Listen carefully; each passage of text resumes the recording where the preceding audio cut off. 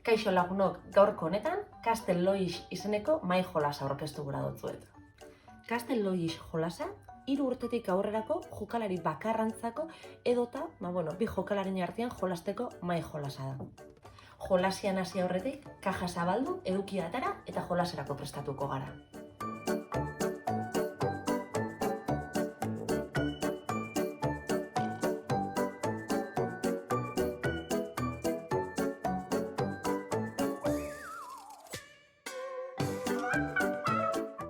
Ze elementu dauku Castle Lois jolasian jolasteko. Hasteko eta behin elementu garrantzitsuena, erronken liburuxka, bai? 1-tik 58ra erronkak zailtasun mailan arabera ordenauta, samurrenetik zailenera. Bestalde, baditugu zutabeak, 3 zutabe, tamaina desberdinetakoak, eta azkenik edukiko genituzke egurrezko 4 pieza mardul hauek. Pieza hontariko bakoitzak alde batetik eta bestetik baliteke irudi desberdin bat eukitzea edota zulua, orientazioa desberdin izatea beraz, argibili. Nola jolasten da Castle Lois jolasera? Castle Lois jolasa bakarka edota lagunduta jolasteko jolasa da. Printzipioz bakarrik jolasteko proposamena dauko, baina elkarren konpainian interesante izeleike ze 4 begik bik baino gehiago edo hobeto ikusten daue. Erronketan oinarritutako logika jolas bada eta helburua izango da erronka bakoitzean agertzen den irudia egiten saiatzea.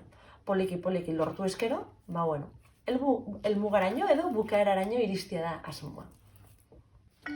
Hementxe, lehenengoko erronka, basaiatu beharko gitzakena irudi hori egiten.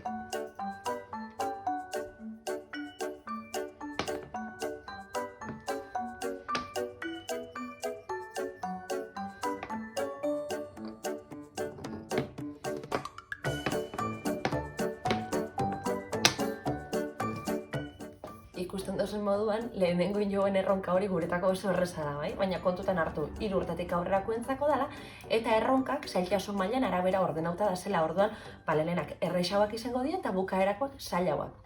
Hortaz aparte, kontutan izan, gure orientazio espaziala edota ikusmen gaitasun hori, finjuaz joango dela eta trebatuaz joango dela jolasian. Beraz, horixe, animatzen zaituen logika jolas hau probatzera.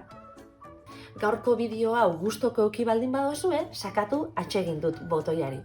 Eta aurrera etorriko dien mai jolasen argibideen berri eduki gura baldin baduzue, jarraitu gure sare sozialei edo harpidetu gure YouTubeko kanalera.